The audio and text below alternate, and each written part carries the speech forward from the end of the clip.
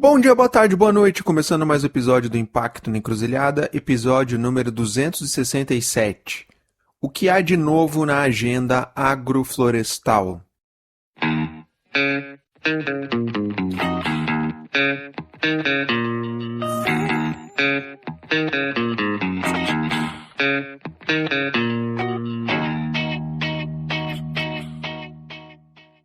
E nesse episódio eu recebi a Ana Clara, engenheira agrônoma formada na Exalc como eu, e cofundadora do CEIA, o Centro de Estudos em Inovação Agroflorestal. E como é que eu cheguei na Ana Clara e no CEIA? Bom, no início de maio de 2026 aconteceu o primeiro simpósio de inovação agroflorestal lá na Exalc, em Piracicaba, e eu fui lá conferir, saber me atualizar, ver o que está rolando nesse tema, e fui lá, eu conheci a Ana Clara e o belíssimo trabalho do CEIA. Bom, e ao longo do papo a Ana comentou aqui sobre o próprio conceito de sistemas agroflorestais, de SAFs, mas fica tranquila, amigo ouvinte, que no papo aqui a gente não entrou nos paranauês técnicos demais. Ela também comentou sobre os principais desafios e oportunidades do setor, e olha, são muitas oportunidades. Lá no simpósio, o CEIA lançou o Relatório Agroflorestal. É um documento que oferece uma espécie de estado da arte desse tema no Brasil, e a Ana dissecou um pouco mais aqui ao longo do papo alguns dados do relatório. Bom, e muito legal a reflexão que ela fez aqui, sinalizando que tem tanta oportunidade no setor, e por que não se juntar, né? Quem está tentando fazer, quem está fazendo agrofloresta, se juntar e fazer coisas coletivamente é muito legal. E ela também fez um convite para a gente sair dessa lógica de monocultivo de mentes, não só monocultivo produtivo, mas de mentes, de mentalidades. Afinal, a mudança não é só técnica, ela é também da nossa forma de pensar e de agir. E você, também se pega em pensamentos monoculturais? A Ana fez essa reflexão aqui com a gente, acompanha aí que você vai entender. Bom, e se você gosta do conteúdo que a gente produz aqui, considere se tornar um apoiador, uma apoiadora do podcast. Junte-se a outras pessoas iluminadas que mantêm esse trabalho de pé, passe lá no Apoia-se e também no Pix, os links aí na descrição. Nosso Pix é o nosso e-mail, fabio.deboni@gmail.com. Por esse e-mail você pode mandar também sugestão, crítica, indicação de nomes, canal sempre aberto. Eu indico também a Baru Inovação Social, a minha consultoria, que estamos fazendo um monte de coisas super legais. E agradeço demais a Ana Clara e ao CEIA pela conversa aqui, pelo papo incrível. Olha, uma aula sobre SAF. E, sem mais delongas, partiu pro papo. Sobra que não se dissipa, amargo do pouco que fica, vem pra ficar, tem seu lugar aqui. Oi, Ana Clara, tudo bem? Seja bem-vinda. Obrigado por você ter topado vir conversar conosco. Para começar, se apresenta. Quem é a Ana Clara? Oi, Fábio. Boa tarde. Eu sou Ana Clara, então, sou engenheira agrônoma, sou mineira de origem, mas estou faz tempo no estado de São Paulo. Boa parte da minha carreira profissional, ela foi, então, voltada, né, para sistemas agroflorestais desde o começo. Sou pequena produtora com o meu pai em sistema agroflorestal orgânico em Corumbataí, que é um município entre as cidades de São Carlos e Rio Claro, aqui no estado de São Paulo. E em dado momento, né, isso foi em 2013, em dado momento eu comecei a trabalhar com consultorias e apoio, assistência técnica a produtores que queriam fazer a conversão, seja para sistemas orgânicos, seja para sistemas agroflorestais. E também em 2017 comecei a trabalhar na Fazenda da Toca, em Tirapina.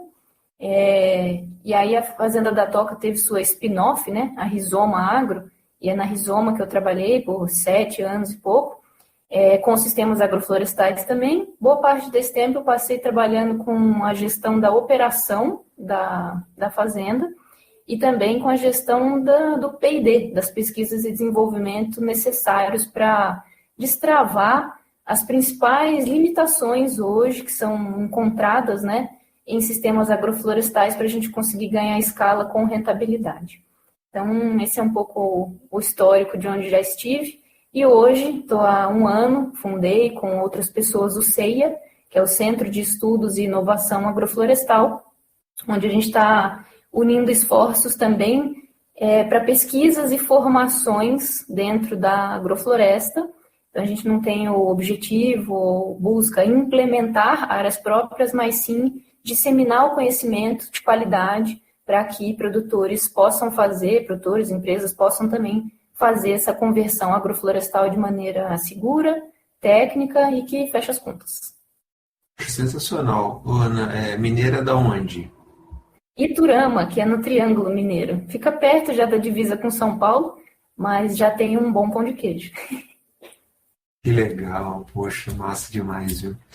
E, bom, Ana, você falou, bom, você é agrônomo, tem experiência de chão de fazenda, obviamente de manejando aí sistemas agroflorestais, que não é fácil para quem não é desse ramo e está escutando a gente.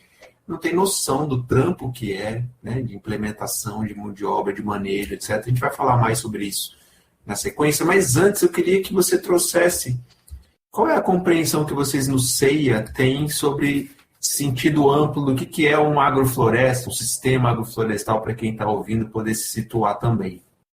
Os sistemas agroflorestais, por definição estrita, podem ser muita coisa, né? Eu acho que é importante contextualizar sistemas agroflorestais como sistemas majoritariamente de produção alimentar, mas que não tem o ou regeneração, é e regeneração dentro de um mesmo sistema onde se produz alimento. A regeneração, ela é uma palavra também ampla, mas quando a gente considera ela como estar num ponto de partida naquela área, com determinados indicadores, né, da saúde do ambiente, e isso indo para um nível maior, a gente está falando de regeneração. Mas essa regeneração pode ter também uma perspectiva relativa, ou seja, estou regenerando um pouquinho em relação ao que eu tinha feito antes, ou herdei do histórico da área, ou pode ser uma regeneração absoluta, de fato, impactos grandes nessa escala da regeneração em atributos tais como carbono, biodiversidade, água, a própria produção alimentar como um fator de regeneração. E é nessa regeneração absoluta que o CEIA pauta a sua definição, e eu também, né, particularmente, pauto muito a definição de sistema agroflorestal, que é parar de entender sistemas alimentares que incrementam pouca regeneração, mas sim, quando a gente abre a caixinha de ferramentas, qual que é a ferramenta mais poderosa para a gente regenerar? O máximo possível em cada hectare. E aí a agrofloresta sempre é o que emerge muito, é onde a gente gosta de trabalhar mais. Mas isso tudo tem um limite em termos de o quanto a gente quer regenerar, qual que é a complexidade operacional de se fazer usando 50 espécies ou 10 espécies. Então existem muitas nuances e achar esse ponto ótimo entre capacidade regenerativa, mas eficiência operacional também, é justamente onde mora a pesquisa e todo o trabalho que você vem desenvolvendo, e eu vim desenvolvendo na minha carreira profissional também.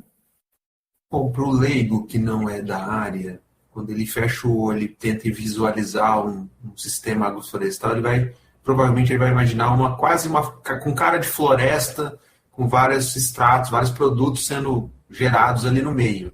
Mas não é só essa visualização de uma agrofloresta. Precisa se trouxesse algumas outras nuances ou possibilidades para ampliar mais o nosso leque aqui de visualização. Quando eu fecho o olho e imagino uma agrofloresta, eu vou muito na linha de ver diferentes camadas produtivas, né? A arquitetura das plantas é sempre muito complementar. Tem plantas que são mais eficientes em perder as folhas em alguns momentos, outras são mais abertas, mais pivotantes e colocam uma copa lá em cima, uma raiz lá embaixo. Usar essa característica que cada espécie tem em favor de uma composição de espécies sinérgica e não competitiva é o que eu fecho o olho e consigo imaginar.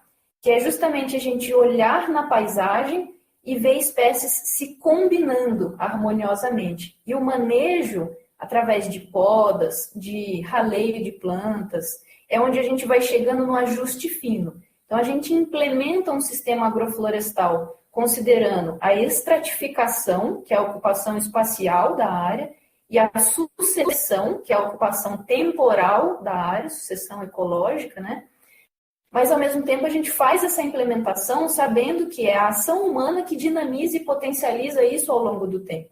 Então a agrofloresta não vai virar uma mata fechada, porque isso suprime determinadas camadas que numa lógica, né, numa lógica natural, está tudo bem, que a gente está formando uma floresta madura com algumas espécies em predominância. Mas a gente, enquanto ser humano, a gente quer um sistema com determinadas culturas carro-chefe. Como que a gente faz para manejá-las de tal forma que ao longo do ciclo produtivo, todas elas vão expressar seu potencial? É através dessa ação humana e da correlação de estratificações não competitivas e sucessão não competitiva na área. E aí, quando a gente pensa também nesse sistema agroflorestal como um sistema que acopla expertises de plantas dentro de uma mesma área, a gente ganha muito. Tem espécie que é melhor em pegar fósforo no solo do que outras. Tem espécie que vai ser mais apta a atrair uma microbiota positiva para a saúde do solo e o funcionamento, portanto, de tudo. Espécies que vão ser mais atrativas para polinizadores, para pássaros.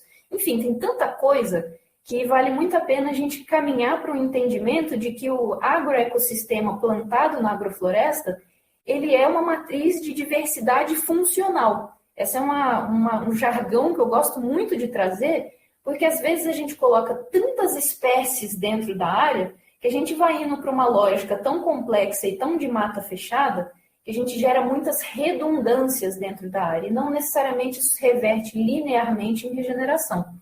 Mas quando a gente trabalha usando um conceito de que essas espécies, elas se integram de tal maneira que no futuro a gente não tem redundância de espécies, mas sim redundância funcional em cada uma delas, a gente ganha muito. Uma mesma espécie pode ser apta a fixar nitrogênio, a atrair um polinizador e um inimigo natural, pode fazer sombra de forma adequada num determinado estrato para outras espécies. Então, são efeitos positivos que, às vezes, uma única espécie consegue carregar vários deles. E é nessa busca que a gente pode ir em sistemas agroflorestais para uma simplificação, sem que isso perca, portanto, a capacidade regenerativa e de diversidade funcional mesmo.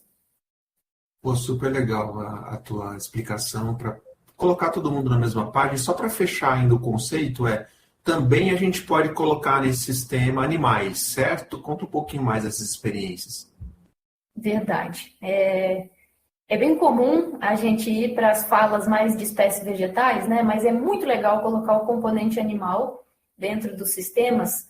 Eles fazem um processo que as espécies vegetais não são tão aptas a fazer, que é de dinamizar andando, né? Vão fazendo essa movimentação, come aqui, coloca um esterco ali, pisoteia, mobiliza. Então, essa dinâmica que o componente animal traz é muito positiva, seja através de uso de galinhas, vacas, porcos, tem vários cases, né? Dentre esses animais terrestres é um pouco mais comum, mamíferos terrestres, mas dá para pensar até em peixes, tem um monte de integração possível e o componente animal pode sim fazer parte com finalidade comercial ou com finalidade pura e simplesmente ecológica de trazer essa dinamização para o sistema também. Aí são chamados sistemas silvipastoris, ILPF, que é integração lavoura, pecuária, floresta. Aí tem um monte de possibilidades de caminhar para achar o melhor arranjo com o componente animal. Os dias que esqueci de mim, sombra que transpassa sempre assim passado.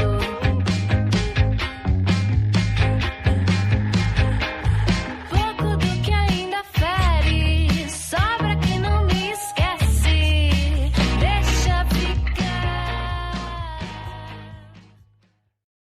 Que legal, Ana. Obrigado, viu, por dar essa clareada aí pra gente. A ideia é a gente aprofundar um pouco mais a compreensão sobre esse tema. E aí eu queria entrar num outro tema aqui, que é o CEIA realizou recentemente em Piracicaba, na Exalc, onde a gente estudou. Eu tive lá, né, a oportunidade de conhecer e participar. Vocês fizeram um simpósio sobre inovação agroflorestal, foi a primeira edição desse simpósio. Lá vocês divulgaram um relatório, link está na descrição para quem está ouvindo a gente, recomendo depois acessar e conhecer. Queria que você contasse um pouco mais, primeiro, de onde veio a ideia do simpósio, a ideia de criação do CEIA e do simpósio, para depois a gente falar mais do relatório. Beleza. Acho que é bastante consensuado para aqueles que já trabalham com sistemas agroflorestais que existem alguns gargalos críticos que estão na linha de conhecimento técnico para elaboração de arranjos produtivos, análises financeiras robustas para chegar nos melhores modelos econômicos para sistemas agroflorestais, e também tem um braço muito importante de mercado, acesso a mercado para que haja uma valorização, seja do produtor, seja para o consumidor, desses produtos que inerentemente têm uma qualidade maior. Essas são perguntas bastante genéricas, mas o CEIA surgiu em espaço pré-competitivo, né, uma união de 3 empresas que operam sistemas agroflorestais hoje, que são a Belterra, Courageous Land e Rizoma. As 3 se juntaram e assumiram esse braço de pesquisa à parte de suas operações próprias, que é o CEIA, de tentar elencar de forma mais descritiva ainda quais são essas principais perguntas que precisam ser respondidas. E também, claro, não ficar só no campo das perguntas, mas buscar quais são as respostas e soluções práticas para elas. E aí o CEIA surgiu com esse propósito, com essa vocação de fazer pesquisa aplicada e formação dentro do contexto agroflorestal para disseminar, né, conhecimento e cada vez mais adeptos estarem nesse mesmo barco com a gente. E o simpósio surgiu também dessa mesma motivação de perguntas muito centrais, mas com a ideia de ativar o setor agroflorestal a se unir. Então, é um exemplo, é um case, olhar para essas 3 empresas que se juntaram para expor acertos e erros de forma franca e trazer ali na mesa potenciais, combinar os sistemas de forma geral. E a gente quis trazer esse simpósio justamente para ele catalisar novos grupos de discussão, catalisar novos entrantes e também trazer mesmo para dentro desse contexto de cooperação cada vez mais atores, né? Então, o simpósio a gente fez com esse intuito, sediou isso na Exalc, como você comentou. Para mim foi um privilégio poder ministrar, estar presente na organização de uma palestra com mais de 200 pessoas, na mesma sala onde eu tive minha primeira aula de agronomia. Então, foi um privilégio comemorar 1 ano do CEIA nesse contexto. E, ao mesmo tempo, senti que realmente a gente cumpriu esse propósito de ativação das pessoas lá. Todo mundo, inclusive, estava querendo muito ver as palestras, mas querendo muito conversar uns com os outros. Então, a gente percebia que tinha essa coisa até represada mesmo, que a gente queria se conversar, entender onde está cada um dos nossos colegas, né, de trabalho, dentro desse sentido de iniciativas que está fazendo e tudo mais. Então, o simpósio veio muito nesse objetivo. A gente sente que ele foi um objetivo cumprido, mas também o primeiro de muitos. Então, com certeza, a gente vai fazer próximos eventos que tenham mais dias, que a gente consiga trazer mais temáticas, que a gente incorpore muitas das coisas que a gente recebeu como feedbacks para esses próximos eventos, para que cada vez seja mais frutífero, né? Eu parabenizo você, o Jonas, a equipe toda, porque estava sensacional mesmo, de verdade. E Ana, no simpósio vocês lançaram um relatório agroflorestal, que é uma espécie, para quem está escutando a gente, uma espécie de raio-x do setor. Queria que você destacasse alguns dados do relatório, antes da gente entrar em desafios e oportunidades. O que você destacaria de essência aí para quem ainda não teve acesso ao material? Tem bastante coisa, então eu vou pensar aqui quais são algumas bem legais de a gente comentar. Mas esse relatório ele veio justamente porque existem poucos, mas ao mesmo tempo bem variados números, por exemplo, de quantos hectares de agrofloresta existem no Brasil. Tem o censo do IBGE, censo da rede LPF, tem fontes distintas que trazem números também muito distintos, em ordens de grandeza muito diferentes em termos de essência, né? O que está ali dentro daquele número. Então, nosso primeiro impulso de fazer esse relatório foi para triar dados que já existiam. A gente coletou muitos depoimentos e realidades aplicadas de produtores que fazem agrofloresta hoje, e a gente fez entrevista com 50 produtores agroflorestais para que eles contassem no detalhe tudo o que estava acontecendo, culturas principais trabalhadas, em que bioma, qual a área, que tipo de mão de obra que usa, enfim, vários detalhes e caracterizações a nível produtivo. E aí a gente conseguiu juntar essas 3 fontes, vamos dizer, né, dados existentes, entrevistas e depoimentos. A gente conseguiu fazer uma primeira fatia assim, de análise sobre como estão os sistemas agroflorestais hoje. Eu acho que é muito legal, um pequeno insight que a gente conseguiu coletar de lá, é de que é quase unânime que a mão de obra é um fator muito limitante, não só a nível de existir a mão de obra, mas que ela seja capacitada para executar um serviço novo, diferente, né, que é o que hoje a gente está trazendo como um manejo tecnificado de sistemas agroflorestais. Então, no relatório a gente mostra lá que 92%, né, desse nosso campo amostral identificou a mão de obra como um problema. E à medida que a gente vai compreendendo onde estão as dores, a gente vê também que existe uma parcela bastante grande, que é de mais de 50% também dos entrevistados, que usa os sistemas agroflorestais como uma fonte secundária de renda. Ainda não é efetivamente a principal fonte que provê, né, para a pessoa, para a família, o sustento. Então, isso também simboliza algo muito relevante de que a gente precisa cada vez mais focar numa boa estruturação e planejamento dos arranjos produtivos para que eles sejam rentáveis e longevos, né? Então, acho que isso é um número bastante legal de a gente enaltecer e trabalhar em cima disso, porque com certeza é algo que a gente gostaria de mudar nos próximos anos. Tem alguns cultivos que são os mais comuns em SAFs, né?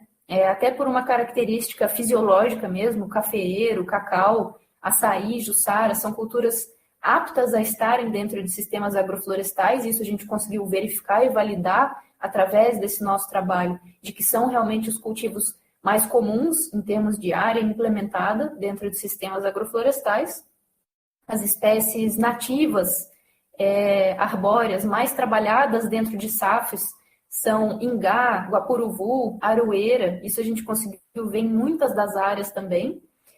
E em termos de espécies exóticas, banana, eucalipto e glericídia são espécies muito comuns, plantadas, e a gente pode ver aqui que existe, claro, uma gama muito maior que isso, também em outros casos, mas uma certa similaridade que muitos dos desenhos usam essas culturas dentro dos seus arranjos produtivos. Isso foi bem interessante a gente ter como uma premissa também na construção do relatório. E é muito legal também, uma última pincelada, só para não me estender muito, a gente fez uma divisão entre biomas, né? Quais são as áreas implementadas de sistemas agroflorestais por bioma. E é bastante interessante ver que a Mata Atlântica está despontando, tem realmente áreas produtivas em sistemas agroflorestais bem mais expressivos do que nos outros biomas. Mas, claro, volto a dizer, é um recorte daquele movimento que a gente fez de entrevistas para o primeiro relatório, e a gente quer, ano a ano, conseguir capturar cada vez mais iniciativas agroflorestais para dar mais robustez a esses dados. Mas hoje em dia, o que a gente tem de panorama, e acho que as principais mensagens do relatório foram essas.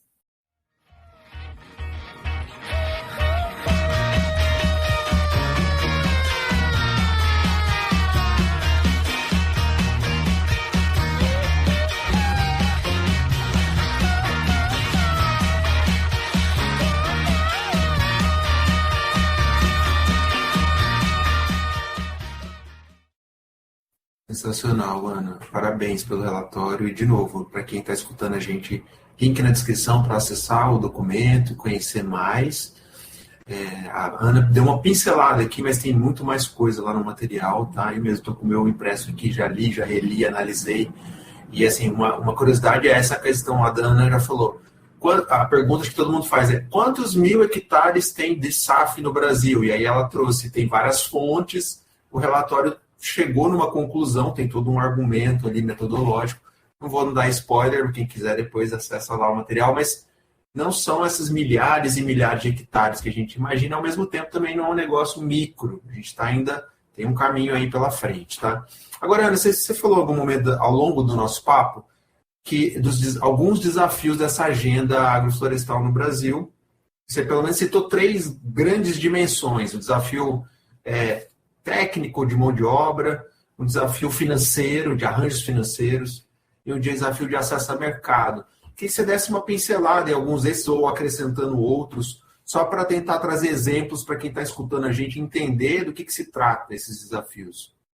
Quando a gente comentou sobre a dificuldade, o desafio de ser produtor, né? Desde a etapa de planejamento, fazer um bom plano, fazer um modelo de negócio, ser eficiente em fazer uma boa implementação, um bom manejo, depois saber colher e fazer pós-colheita, depois traduzir isso para uma boa venda de mercado, fazer a logística, é tanta coisa que é claro que os desafios permeiam todas essas etapas do processo produtivo, mas realmente eu acho que as principais coisas são essas três, que também são muito grandes e tem muita coisa para a gente desdobrar aí dentro, mas vão na linha realmente técnico-produtiva, financeira e de mercado. Quando eu penso em sistemas agroflorestais hoje, muitos dos projetos que eu pude acompanhar através de consultoria ou através da própria Rizoma, onde trabalhei, através do CEIA, é bem legal perceber alguns padrões, algumas coisas que realmente estão sempre presentes nas discussões. A composição de um arranjo produtivo e saber quais espécies colocar juntas umas com as outras, de tal maneira a respeitar uma estratificação e sucessão lógica com um ganho, né, financeiro substancial, com certeza é uma grande pergunta. E quando a gente olha para as pesquisas e artigos científicos que existem hoje, eles são limitados a poucas culturas, poucas realidades produtivas, condições edafoclimáticas muito específicas. Tem alguns estudos temperados e que não necessariamente se extrapolam para o ambiente tropical, ou muitas vezes não se extrapolam. Então, começar a ter cada vez mais ferramentas para escolher as espécies certas no sistema é chave. Até quando a gente fala naquele ciclo metodológico PDCA, né, onde o planejamento é uma etapa enorme do processo, montar um bom arranjo é isso, faz parte desse planejamento, que é fundamental para que as outras etapas não sejam nadar e depois morrer na areia, né? É realmente conseguir caminhar para sistemas produtivos e que sejam rentáveis, e isso começa no processo de planejamento. Eu acho que essa parte técnico-produtiva mora um pouco aí, nessa escolha de espécies através de resultados claros de como cada espécie performa em níveis diferentes de sombreamento, densidades, condições climáticas, condições de solo, e fazer esse arranjo, tal como foi feito inúmeras vezes em pesquisas e desenvolvimento em monocultivos, né, que a gente já conhece hoje, citricultura, soja, algodão, cana, em tantas culturas que passaram por milhões e milhões de recurso aportado. Para chegar lá, nesse conhecimento, chegou a hora de a gente destravar também o conhecimento já num contexto agroflorestal de quanto de sombra, quanto de luz, qual arranjo para cada uma das espécies. Já no contexto financeiro, eu acho que estamos numa fase de começar pelo simples. É começar entendendo quais são os principais indicadores que devem ser analisados quando a gente faz um modelinho de negócios, quais são as possibilidades de financiamento que desde o pequeno aos grandes produtores é possível caminhar para obter. São tantas pequenas coisas que a gente pode começar a alavancar com ferramentas que já existem, que nesse aspecto financeiro eu acho que mais do que querer reinventar e fazer muita novidade, é acessar as coisas certas que viabilizam esse start de uma boa análise financeira. Às vezes isso vai ser no Excel, às vezes isso vai ser uma coisa simples, mas é saber aonde colocar os esforços dentro dessa composição financeira. E muitas vezes o que falta para um bom modelo é saber indicadores técnicos. Qual é o rendimento de uma capina? Qual é o rendimento para fazer um plantio? Então, não necessariamente a gente está falando de um universo de palavras financeiras muito difíceis. A gente está falando da base que dá sustentação a um modelo de negócio. E isso também faz parte da análise financeira. Saber quanto tempo leva para fazer cada atividade, saber quanto custa na vírgula cada insumo que vai ser usado, se for usado, né? Então, tem muita coisa básica que eu acho que dá para compor esse pacote de melhorias dentro das análises financeiras. E a parte de mercado, aí tem um mundo bem grande, mas eu acho que uma vez que o mercado consumidor estiver ciente dessa agenda como um compromisso de todos, e não só dos produtores arcarem com esse compromisso, né, de regeneração, o objetivo é que cada vez mais a gente consiga trazer os consumidores numa realidade tangível de que isso faz parte da realidade para eles também. E é muito difícil pensar em soluções bala de prata para como seria uma análise de mercado eficiente para pequena, média e larga escala agroflorestal. mas com certeza é uma lacuna que eu acho que seria muito importante. Não domino a parte de mercado para poder trazer muitos elementos aqui, mas realmente galgar caminhos que o produtor não tenha que suar a beça para produzir, colher e chegar na hora de vender, ficar com uma super restrição, seja de demanda, seja de preço daquilo que ele pode oferecer. Acho que existe um caminho muito importante no mercado também. Mas é isso, um pouco mais genérico a parte de mercado, mas tanto o atributo técnico quanto financeiro, eu acho que andam de mãos dadas e podem começar pelo simples, para a gente começar a destravar realmente onde estão as principais lacunas complexas lá na frente.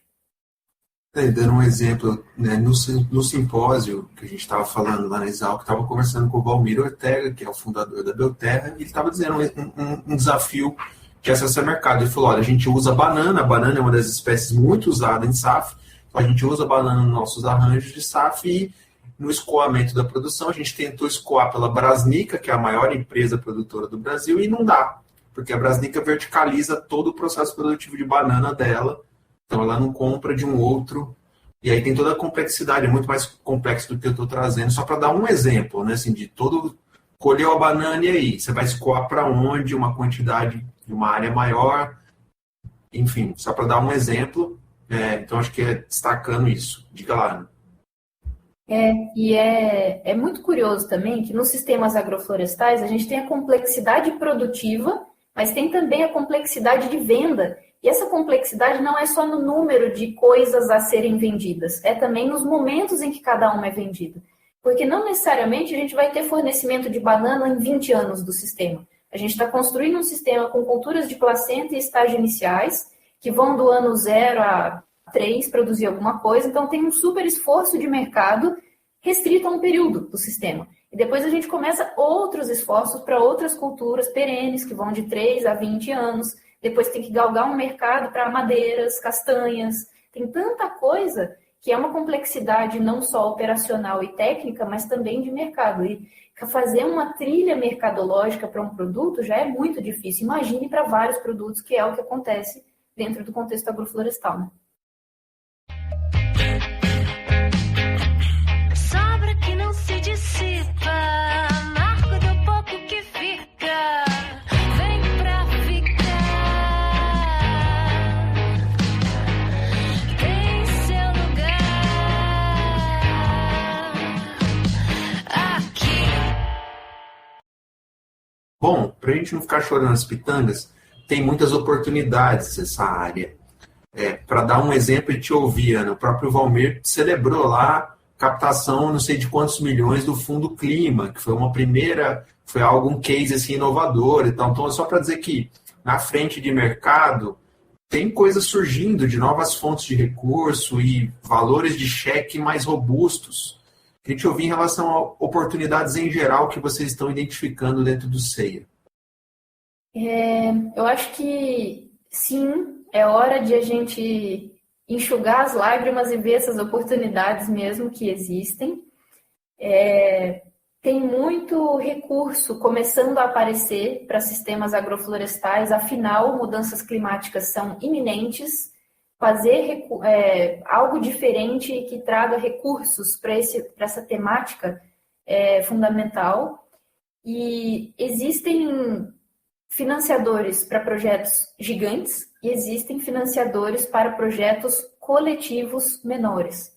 Uma coisa que eu acho muito importante, você está nessa busca, junte-se com outras pessoas da sua escala e veja o que outras pessoas já estão fazendo ou se dá para fazer um coletivo em que haja uma única submissão robusta de um projeto para financiamento, eventualmente de uma cooperativa que tem muitos pequenos produtores. Eu acho que o poder da união, e nesse caso da escala, mas através de muitos pequenos, pode ser muito importante para destravar alguns financiamentos bem chave.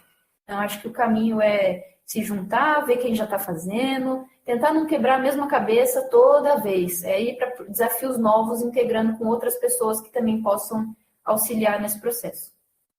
Aí você me deu um gancho que é a própria constituição do CEIA, com 3 empresas que, em tese, são concorrentes do setor, se juntando um pouco para inovar, pensar como superar esses desafios. É também um exemplo super legal, né, Ana? Acho que a palavra competição nem cabe ainda. Tem tanta oportunidade, tanta terra para ser regenerada, tanto consumidor para aprender a consumir produtos agroflorestais e entender seu real valor, que a gente está começando a trilhar uma caminhada, né? E desejo que quando os sistemas agroflorestais estiverem já amplamente disseminados, competição nem seja uma palavra mesmo, de forma geral, mas por enquanto tem tanta oportunidade, por que não se juntar e agregar mesmo, juntar forças e fazer caminhos de mãos dadas para desafios técnicos, desafios financeiros, desafios de mercado? Acaba que a gente falou isso mais nesse sentido de financiamento, mas eu acho que isso perpassa a cadeia agroflorestal como um todo. Unir-se é muito importante porque cada um pode ter um pedacinho do quebra-cabeça para a gente compor essa lógica de modelos que fechem a conta. Muito legal. Ana, te agradecer demais pelo papo, pelo trabalho que vocês estão fazendo no CEIA, pelo simpósio, pelo relatório, enfim. E aí te abrir aqui para um merchan final, uma reflexão final, o que você quiser aqui.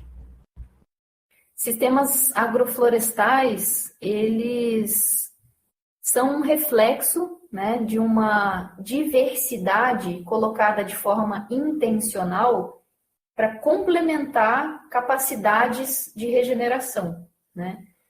Da mesma forma, se a gente integrar pessoas com diferentes capacidades, com diferentes áreas de atuação dentro dessa composição, acho que a gente cria sistemas resilientes, né? Não é isso que a gente está buscando num sistema produtivo, né? Através dos sistemas agroflorestais, parar de depender de uma lógica de um produto só, ou de uma pessoa só, ou de coisas que ficam muito na luz e outras coisas que ficam tão apagadas e escondidas. Por que não a gente trabalha uma lógica em que a gente sai do monocultivo de mente, né, e vai realmente para uma coisa muito maior, complexa, integrando experiências de diversas pessoas junto, para criar sistemas que vão ser esse reflexo das pessoas trabalhando de forma conjunta e colaborativa. Acho que a mudança não é só técnica, não é só na roça, ela é uma mudança que pode acontecer na nossa forma de agir, na nossa forma de viver, né? Então, eu gostaria muito de trazer essa mensagem para uma reflexão de mudarmos nossa forma de pensar em algumas instâncias, né? Muitas vezes eu me pego com pensamentos monoculturais que, aos poucos, eu gostaria de ir trocando por pensamentos que são abundantes, de regeneração e que refletiriam sistemas produtivos muito mais produtivos, de fato. Sensacional, Ana. Obrigado, viu? Parabéns pelo trabalho, vida longa aí ao CEIA. Muito obrigada pelo convite também. Ficamos sempre à disposição e quem quiser pode seguir o CEIA Agroflorestal no Instagram, que a gente vai movimentar bastante conteúdo de qualidade por lá.